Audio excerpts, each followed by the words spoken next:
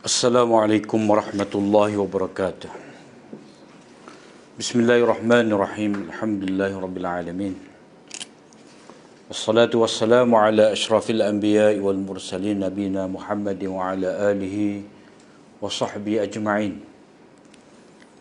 Subhanaka la ilma lana illa ma'allamtana innaka antal alimul hakim wa la hawla wa la quwata illa billah. Kita sambung nota kita ni muka surat 202. Sambungnya bonne ayat ya ayyuhal insan. Qala al-musannif rahimahullahu ta'ala wa nafa'ana Allahu bi 'ulumihi fid darain. Wa qawluhu ta'ala ya ayyuhal insanu innaka kadihun ila rabbika kadha famulaqih. Ai afrada bani Adam ufrida lafzu li'annahu ismu jins.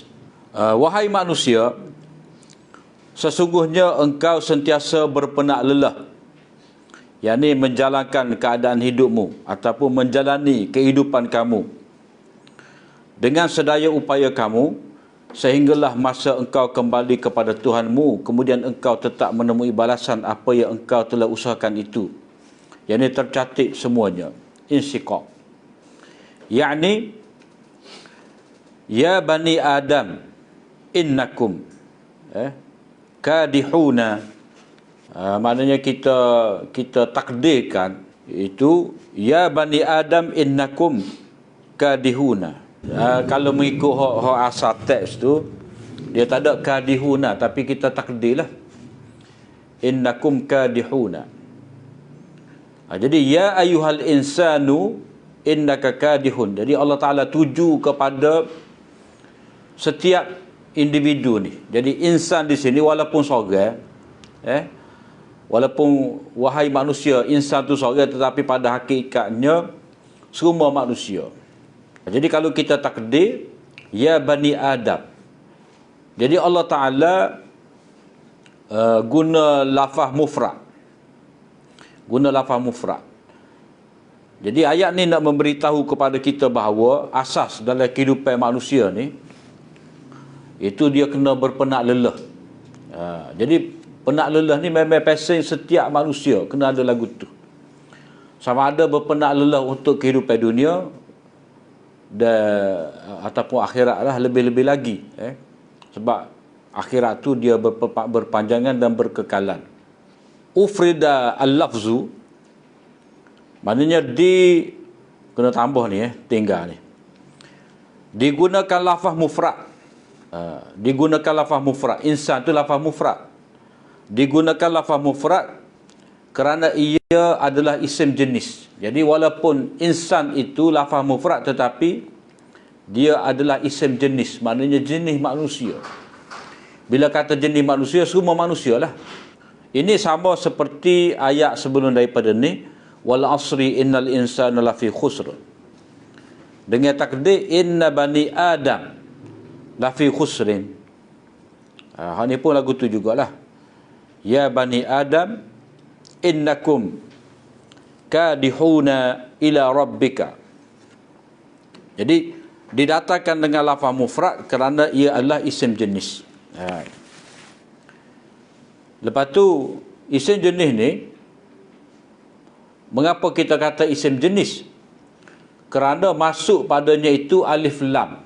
Alif lam tu alif lam, orang panggil alif lam istighraq, yang merangkumi semua. Jadi dalam bahasa Arab ni, bila ada alif lam tu dia banyak cerita lah. Hak nakirah jadi ma'rifah. Maknanya kata nama tak tentu dia jadi kata nama tertentu. Satu lagi al-insan itu ada alif lam tu asalnya insanun. Masuk alif lam tu dia panggil alif lam istighraq. Bila alif lam istighraq, yakni alif lam yang merangkumi, maknanya merangkumi semua jenis manusia tanpa kecuali. Itu panggil alif lam istighraq. Dia ada juga alif lam ni dia tidak makna istighraq, tetapi dia nak merujuk kepada yang terdahulu telah disebut. Macam dalam surah Al-Muzammil tu, inna arsalna ilaikum rasulan syahidun inna arsalna ilaikum rasulan syahidan alaikum kama arsalna ila fir'auna rasula. Fa'asa fir'aunur rasul. Jadi sesungguhnya kami telah utuskan kepada kamu seorang rasul yang menjadi saksi, seperti mana kami telah hantar kepada Fir'aun itu seorang rasul, rasulah. Fa'asa fir'aunur rasul, ada alif lam. Maka Fir'aun telah menderhakai rasul tersebut. Jadi rasul tu mana rasul tersebut. Itu dalam surah Al-Muzammil. Itu fungsi alif lam lah. Kemudian wa hamalahal insan, dan pada ketika itu manusia sanggup memikulnya. Ni ayat surah Al-Ahzab, yakni afradu annas, individu manusia. Jadi ayat ni selengkapnya, inna aradna al-amanata 'ala as-samawati wal ardi wal jibal fa abaina an yahmilnaha wa ashfaqna minha wa hamalaha al-insan innahu kana zaluman jahula. Sesungguhnya kami telah kemukakan tanggungjawab amanah. Setengah ahli tafsir kata taklif lah. Maknanya bertanggungjawab untuk mengabdikan diri kepada Allah Ta'ala secara ikhtiar, secara pilihan, dan menerima dosa pahala. Kemudian untuk istikhlaf, menjadi khalifah di atas muka bumi, menegakkan keadilan. Jadi ditawarkan amanah ni kepada langit dan bumi serta gunung ganan, tetapi mereka enggan memikulnya dan bimbang, tidak dapat menyempurnakan. Maknanya minta belah kasihan bersungguh-sungguh untuk tidak memikul tanggungjawab ni.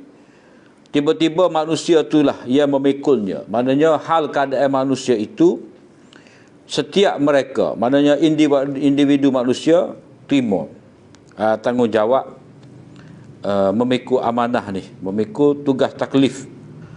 Jadi manusia terima tugas taklif ni kerana dia adalah makhluk yang ada huriyah, ada ikhtiar. Dia diberikan akal, dan dia diberi kuasa untuk memilih. Dan satu lagi, manusia ni dia ada taqah madiyah, dia ada kekuatan fizikal sesuai dengan tubuh badan dia tu. Jadi Allah Ta'ala telah berikan kepada manusia ahsani taqwim, susunan tubuh yang sempurna, dan dia berikan kepada dia tu akal. Maka dia dapat menunaikan tanggungjawab amanah ni. Innahu kana zaluman jahula, manusia itu dia zalum. Mana dia menzalimi, menzalimi dirinya. Menzalimi dirinya ni zalum, mana menzalimi dirinya. Jahul ni mana dia jahil tentang Tuhannya. Zaluman ala nafsihi wa jahulan li rabbih, mana dia tidak kenal Tuhannya. Jadi sepatutnya manusia tu berlaku adil, dan sepatutnya dia mempunyai ilmu, mencari ilmu. Itu. Lepas tu rasa kita bicara dulu dalam kitab Hujjatullah, ayat ni, ayat amanah ni. Min sya'nihi an yakuna adilan wa alima. Sepatutnya dia, bila dia telah memikul tanggungjawab ni, maka dia kena berlaku adil, dia kena berilmu, mengamalkan ilmu. Tapi kalau terjemah biasa ni dia kata, ingatlah sesungguhnya tabiat kebaikan manusia adalah suka melakukan kezaliman dan suka pula membuat perkara-perkara yang tidak patut dikerjakan. Jadi manusia memikul amanah ini dengan sebab akal fikiran yang dikurniakan Allah dan Rasul-Rasul yang diutuskan untuk menunjukkan jalan dan memimpin ke jalan yang lurus. Ketaatan dan taklif ini dinamakan amanah kerana ia wajib ditunaikan. Berkenaan dengan zaluman jahula ni, setengah ahli tafsir moden dia kata, zalum tu kejahilan yang kita dapat lihat, zalim, menzalimi itu menindas, yang mana kita dapat lihat banyak di kalangan orang-orang barat, orang kafir.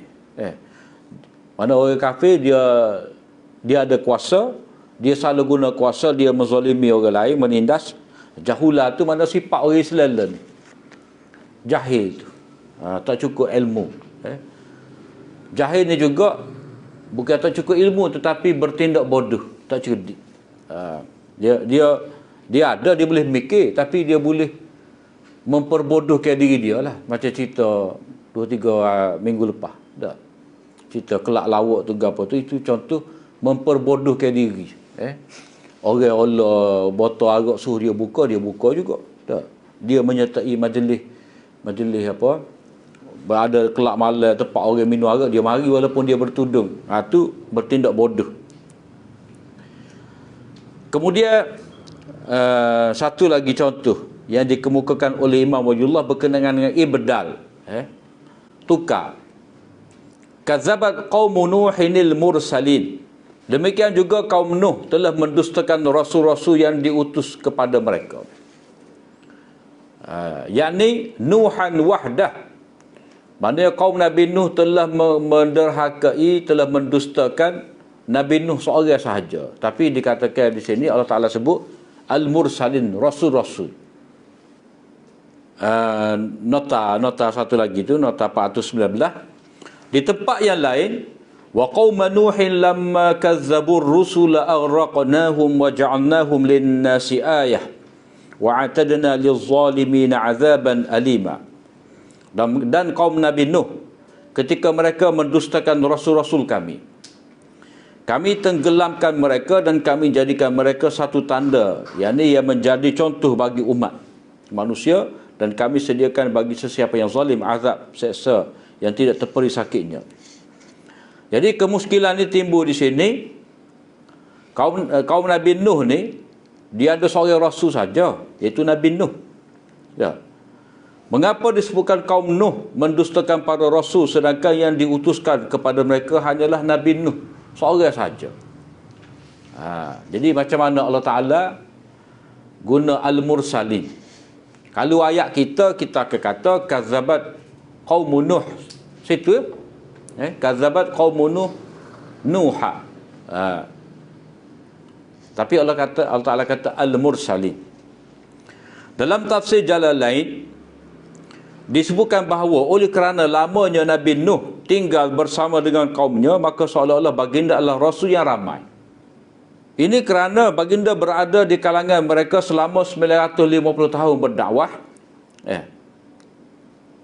Tempoh tu tempoh yang begitu lama ini mencakupi rasul yang ramai. Maknanya kalau nisbah kepada waktu ataupun masa yang lain, maka tentu sekali banyak rasul tu. Tempoh tu dia macam ni lah, macam Nabi Ibrahim dah. Inna Ibrahim kana ummatan qanitan lillah. Nabi Ibrahim tu satu umat. Mana dia seorang macam satu umat.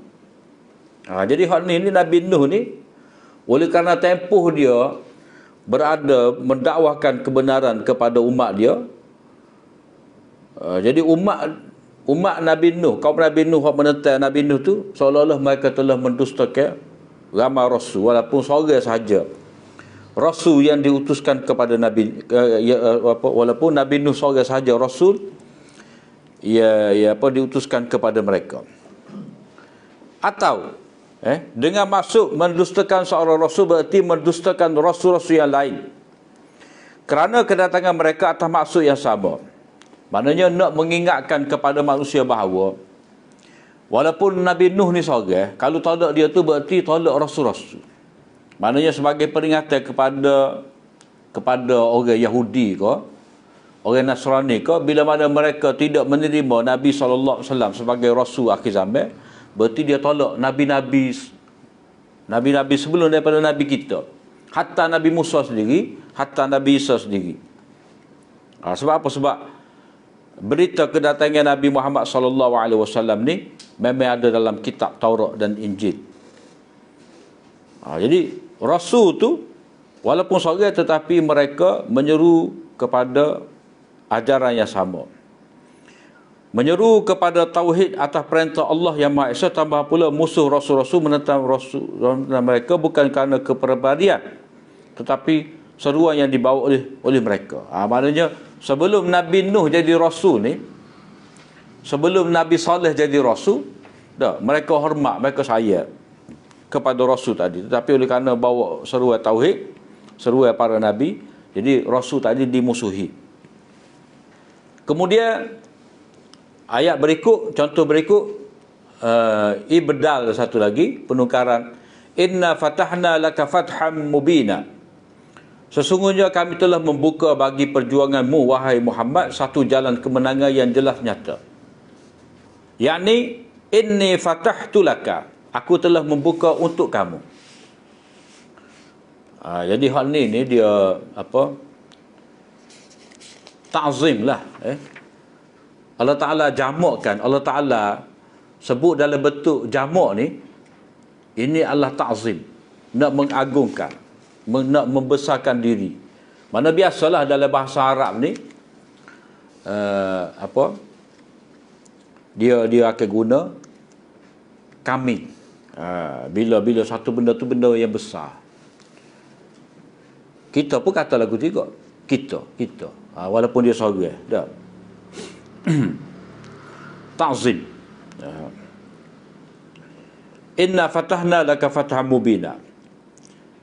Inni fatahtu laka. Jadi kena tukar dhamir lah. Tukar dhamir tu dia panggil. Inna laqadirun. Satu lagi tu, inna laqadirun. Sesungguhnya kami berkuasa. Surah Ma'arij. Yani kami berkuasa untuk membinasakan kaum-kaum yang menentang, dan kami boleh datangkan an-nubaddila khairan minhum. Kami boleh tukar umat itu setelah mana dibinasakan, kami nak tukar dengan umat yang lain. Ni dalam tafsir ni dia panggil qanun istibdal. Mana Allah Ta'ala boleh tukar satu bangsa dengan bangsa yang lain. Qanun istibdal. Ataupun qanun istikhlaf.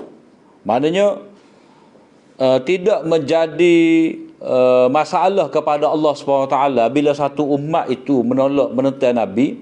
Allah Ta'ala boleh binasakan mereka, dan Allah Ta'ala boleh ganti dengan umat yang lebih baik lagi. Sebab itulah manusia tidak boleh berlaku sombong lah. Yakni inna laqadir. Sesungguhnya aku maha berkuasa. Tetapi oleh kerana Allah Ta'ala nak menyatakan ta'zim, dia nak menyatakan kudrat dia, Allah Ta'ala guna jamak inna.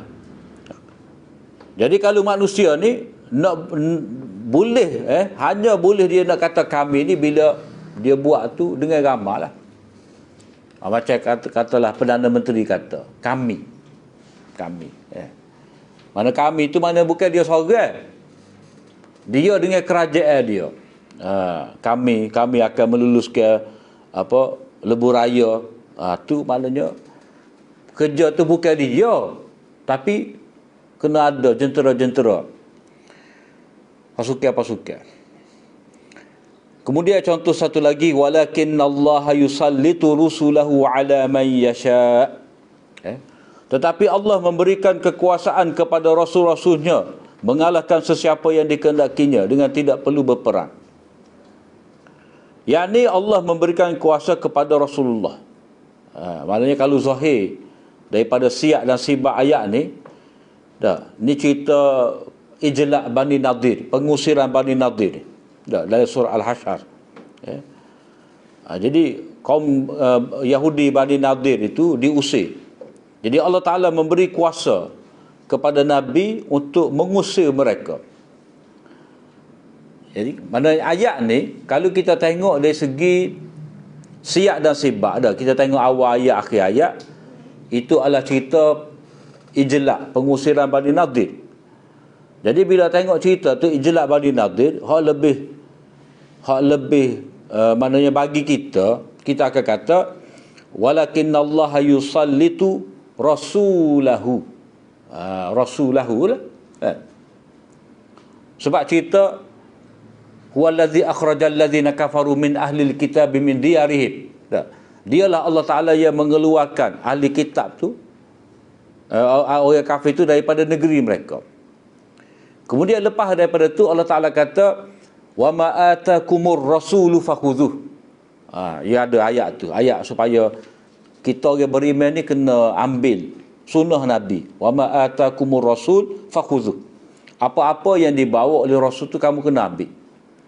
Jadi bila pergi kepada ayat ni, kalau ayat kita dia akan jadi walakin Allah yusallitu rasulahu mufrad. Tetapi Allah Taala tidak kata rasulah, tetapi Allah Taala kata rusulah. Sebab apa? Jadi jamak ni, jamak rasul tadi, ya, ini sebagai isyarat sunnatullah. Sunnatullah. Allah Ta'ala guna rasul-rasul ni isyarat kepada sunnatullah. Yang ini memang menjadi ketetapan Allah Ta'ala untuk memberi kuasa kepada rasul-rasul dia. Bukan seorang, bukan Nabi Muhammad saja yang Allah Ta'ala memberi kuasa, tetapi Allah Ta'ala telah memberi kuasa kepada rasul-rasul sebelum daripada Nabi Muhammad sallallahu alaihi wasallam. Itu bagi menyatakan apa? Sunan tu. Dia panggil sunan ilahiyah. Peraturan Allah Ta'ala, konun dia tu. Berhubung dengan Rasul di atas, berhubung dengan umat yang menentang. Dia panggil sunan. Sunan. Dalam ni pun dia ada satu aliran tafsir juga. Dia panggil tafsir As-Sunani. Tafsir Sunani ni maknanya tafsirnya tu dia cuba cari sunnatullah. Sunnatullah. Gapo ketetapan Allah Ta'ala, konun Allah Ta'ala berhubung dengan umat manusia ya tidak mahu beriman kepada Nabi. Dia panggil tafsir Sunani. Maknanya kita kena cari sunnatullah. Sunnatullah ni berhubung dengan umat manusia hak beriman gapo. Macam di sini dah. Allah Ta'ala memberi kuasa pada Nabi. Satu tempat lagi, inna lanansuru rusulana wallazina amanu. Sesungguhnya kami menolong rasul-rasul kami dan orang yang bersama dengan Nabi. Itu panggil qanun nusrah. Qanun nusrah. Dalam istilah tafsir dia panggil qanun nusrah. Jadi ini satu aliran tafsir lah. Dan tafsir ni dia, cara tafsir lagu ni dia sudah ada dah. Dalam tafsir Al-Mana Rashid Ridha dan tafsir Amin Islahi pun ada juga. Ia menyebut tentang sunan. Kalau zaman kemudian ni dia adalah tokoh-tokoh dia tu. Dan itu satu aliran yang baguslah.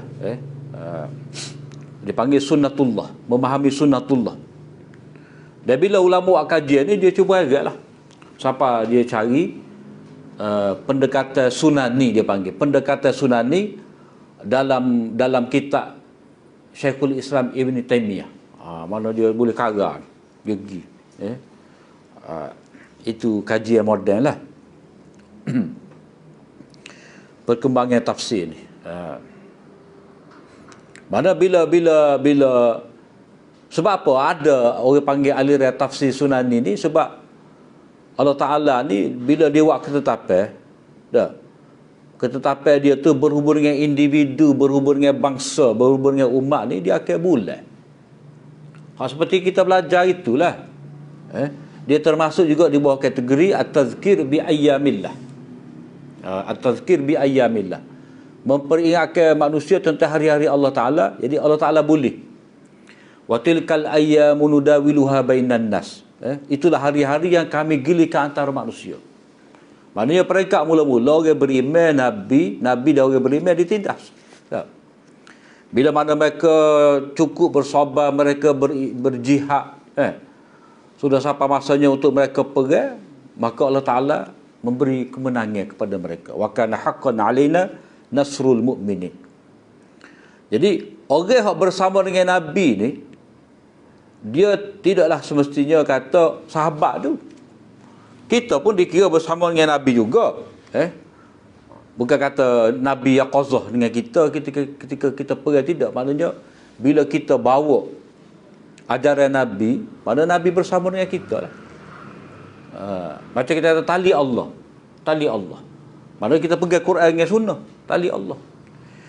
Bila kita hidup bernegara dengan menegakkan sunnah Nabi, maka adalah pertolongan Allah Ta'ala. Walladzin inna lanansuru rusulana walladzina amanu. Kami akan menolong rasul dan orang beriman. Jadi walaupun Nabi telah wafat, tetapi kalau umat ni ikut sunnah Nabi, memang ada pertolongan Allah Ta'ala lah. Itu qanun dia. Macam dalam surah Ali Imran tu banyak isyarat kepada sunan ni. Wa in tasbiru wa tattaqu. Kalau kamu sabar dan bertakwa, ada kemenangan. Tak ada sabar, tak ada takwa, kalah. Itu dia panggil hidayah, yang diperolehi daripada ayat, hidayah dari sudut sunan, peraturan Allah Ta'ala yang tidak berubah. Walan tajida li sunnatillahi tabdila. Kamu tidak akan dapati ada perubahan pada sunnatullah. Kemudian ayat satu lagi ni, contoh lagi, allazina qala lahumun nas. Mereka juga ialah orang yang diberitahu oleh orang-orang. Mereka juga ialah yang diberitahu oleh orang-orang pembawa berita kepada mereka. Yakni Urwah As-Saqafi, seorang sahaja yang mengucapkan. Tapi Allah Ta'ala guna an-nasu. Tapi orang bawa cerita tu Urwah As-Saqafi. Ayat dia tu, allazina qala lahumun nasu innan nasa qad jama'u lakum fakhshawhum fazadahum imana wa qalu hasbunallahu wa ni'mal wakil. Mereka juga ialah yang diberitahu oleh orang-orang, maknanya orang beriman ni, orang beriman yang ada dalam peperangan tadi dah, dalam peperangan Uhud tu, ada orang beriman telah mati syahid. Tak. Ni hak tak mati syahid ni, bila diberitahu kepada mereka oleh seorang, oleh manusia itu siapa? Urwah As-Saqafi. Urwah As-Saqafi ni kata innan nas ni mana merujuk pada orang musyrikin Mekah hak cuba patah balik dalam peperangan Uhud tu. Dia cuba patah balik, nak serang balik Nabi. Qad jama'u lakum, mereka telah menghimpunkan tentera mereka untuk memerangi kamu. Fakhshawhum, maka takutlah, berwaspadalah. Tetapi fazadahum imana, Allah Ta'ala berita tu menambahkan lagi keimanan, keyakinan pada mereka. Jadi mereka berani nak berjihad lagi. Wa qalu hasbunallahu wa ni'mal wakil. Mereka benar-benar bertawakal kepada Allah Ta'ala untuk menghadapi musuh. Walaupun dalam keadaan penat, ramai hak cedera, ramai mati syahid dalam peperangan tadi, mereka bersedia untuk pergi semula. Itu ayat allazina qala lahumun nas. Maknanya kalau ayat kita allazina qala lahum urwah. Kemudian ayat satu lagi, fa'adzaqahallahu libasal ju', maka Allah merasakannya pakaian kelaparan dan ketakutan. Yakni ta'mal ju', rasa lapar. Jadi tengok pada ayat tadi, libas tu pakaian, ju' tu lapar. Jadi pakaian dan lapar tu tak masuk tu.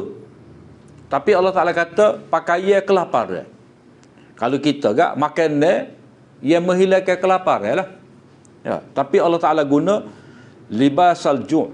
Allah Ta'ala merasakan kepadanya itu libasal ju' ai ta'mal ju', mana rasa. Boleh lapar lah. Maknanya Allah Ta'ala menarik rezeki daripada mereka.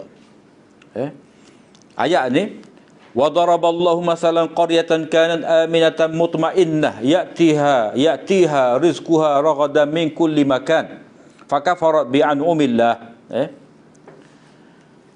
Fa'adzaqaha Allahu libasal ju'i wal khawfi bima kanu yasna'un. Berhubung dengan hal kaum yang kufur engkar, mana orang Mekah. Jadi ahli tafsir kata ni pokok Mekah ni, Allah memberikan satu contoh sebuah negeri yang aman, damai dan tenteram. Kalau aman ni tak adalah Mekah, haram. Yang didatangi rezekinya yang mewah dari tiap-tiap tempat. Maknanya Mekah tu jadi pusat, masabah. Semua tu orang mari. Siapa kata ni wadlima Mekah, ni apa kacang Mekah, Tak, timur Mekah. Mekah belaka. Kat mana ada? Tidak di tanah di Mekah tu. Tapi orang kita kata Mekah.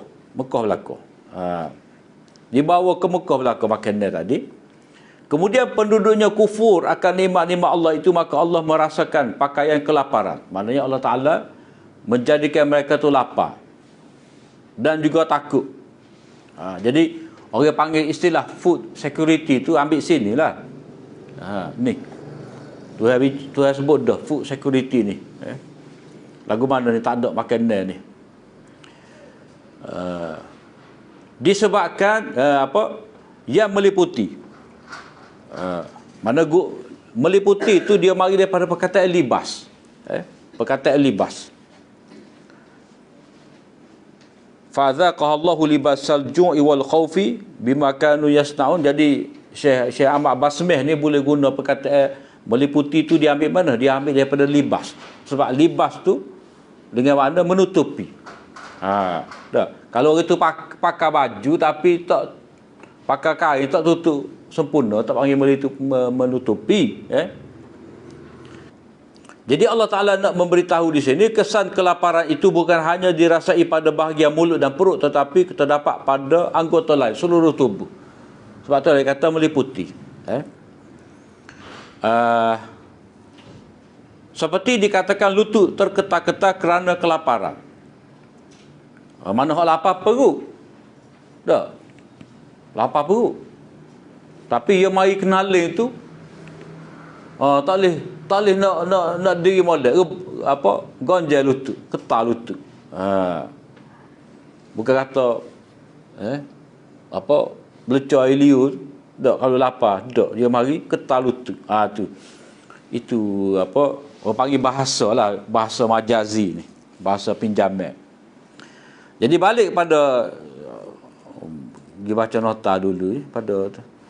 Yakni ta'mal ju', rasa lapar ditukar rasa dengan pakaian sebagai memberitahu bahawa lapar itu mempunyai kesan kurus kekek. Yalah. Kurus kering. Kurus kekek. Kita asal tahi ni dah. Dia tak naik merah. Kau tengok dalam DBP. Dia guna kekek tu. Kekek. Ini yang pemacam becar lah, becar. Bahasa standard becar tu. Tapi dia tulislah KL. Kamu daerah kan? Kalau bahasa tu bahasa daerah, dia akan tulis. Kalau Kedah KD apa begitulah. Tak. Kalau Terengganu dia buat TR. Kalau Kelantan ni KL. Mana dia asal usul ni kata ni daripada bahasa Kelantan. Kekek. Perkataan gemulah lah, gemulah. Gemulah tu dia Kelantan, dia tulis KL. Kurus kekek, ia merangkumi tubuh badan dan meliputi dirinya seperti pakaian. Pakaian pun jadi longgar. Itu balaghah Al-Quran tu. Maknanya bila kita cuba mendalamilah, tadabbur ayat-ayat Allah Ta'ala ni, kita boleh nampak cara Allah Ta'ala sebut benda tu bukan satu sudut saja, banyak perkara lah. Bukan kata lapar, bukan kata lapar semata-mata, tapi bila kata lapar tu benar-benar lapar, tidak kata berkeroncong perut saja dak. Orang tu tak boleh nak berdiri tegak. Lembek lutut. Dak. Kalau kata lembek lutut ni memang lapar sungguh lah. Kalau kata perut bunyi dak. Perut bunyi tu boleh lagi. Tak. Kalau dia ketal lutut memang lapar sungguh lah. Kemudian ayat berikut ni, sibghatallah, celupan Allah. Yakni agama Allah, yakni dinallah.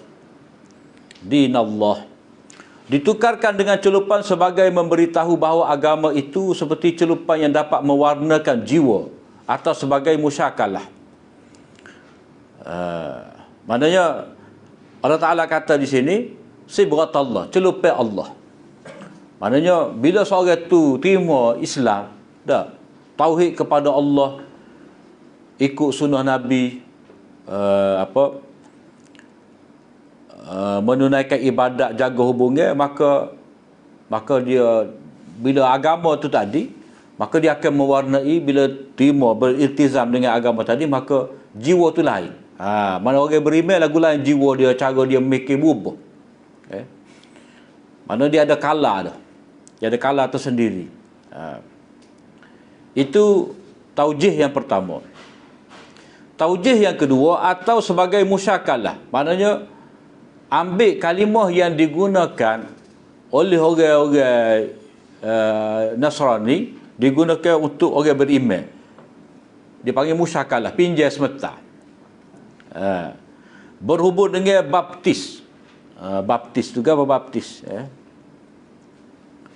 Ni kita tengok nota 423. Ayat ini selengkapnya sibghatullah. Wa man ahsanu minallahi sibghah. Mana celupan Allah. Sini pun dianggap ditakdirkan ada hazaf ni. Iltazimu sibghatallah.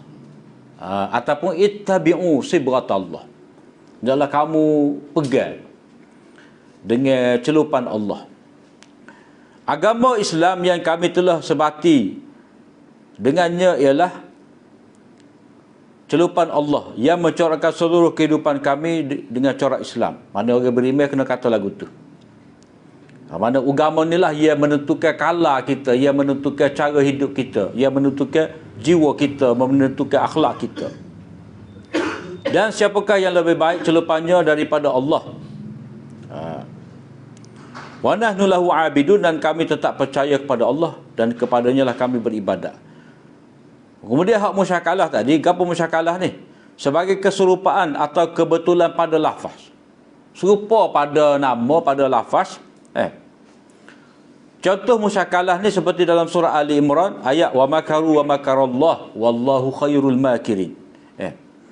Orang-orang Yahudi yang kafir itu merancangkan tipu daya nak membunuh Nabi Isa, dan Allah pula membalas tipu daya mereka. Dan ingatlah Allah sebijak-bijak yang membalas dan menggagalkan segala jenis tipu daya. Jadi perkataan wa makaru wa makarallah ni, Allah buat makar. Jadi asal makar tu tipu hela, memperdayakan. Jadi di sini tidaklah nak mensabitkan sifat Allah tu makar, memperdayakan orang, tidak. Tetapi di sini dia panggil musyakalah. Musyakalah. Serupa pada lafaz. Maknanya macam ayat ni lah, Allahu yastahzi'u bihim. Allah wak nganying kepada mereka, mempersendakan mereka.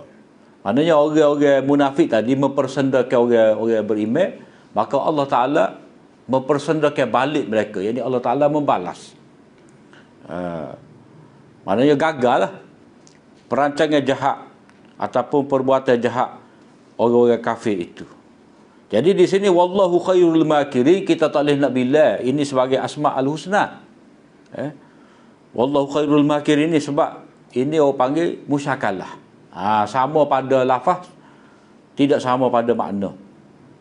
Jadi di sini balik kepada tadi, sibghatullah ni, sibghatullah ni celupan Allah. Dalam nota 425, Allah memberitahu kepada manusia bahawa tiada guna mencelup diri dalam air yang dianggap suci. Baptis ni, ma'mudiyah. Baptis ni, kalau orang Kristian ni, budak tu dia celup. Dia selai tu, bukan celup lah, dia selai. Kalau kita tahnik je. Ya. Mana kita ni kalau hak ikut sunnah Nabi kat, wakhamuk dah. Kalau hak telajak sikit, cicimah, gagal, asal, usabah gula gagal, biar budak ni rasa belakang. Kata dia. Kalau orang Kristian ni, mana budak tu dia selai dalam holy water lah dah. Holy water lah ahli kita ni. Dia selai, lepas tu dia akak. Dia panggil baptis. Mana tanda tu, tanda dia jadi Kristian. Begitu juga kalau hak tua pun baru masuk Kristian, umur 30 ke dah, dia jiru mandi. Jadi dengan celupan tadi, dengan mandi tadi, orang tu dikira sebagai true Kristian. Orang Kristian yang sejati. Jadi Allah Ta'ala nak memberitahu bahawa celupan lagu tu tak jadi apa sebenarnya. Untuk selamat di dunia dan akhirat, celupai tadi bukanlah jamin dia. Kerana apa? Kerana keselamatan dan kejayaan manusia bukan terletak kepada upacara ni. Sebaliknya manusia hendaklah masuk dalam agama Islam. Maknanya dengan sepenuh hati dan mematuhi ajaran-ajarannya sehingga penghayatannya meresap dalam jiwa yang melahirkan kepatuhan kepada Allah secara mutlak.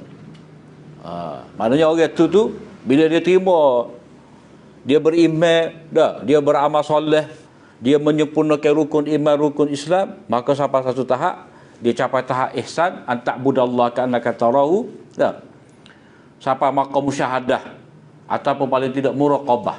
Jadi adanya muraqabah dan musyahadah ni lah, itu kesan daripada celupai agama Allah tu.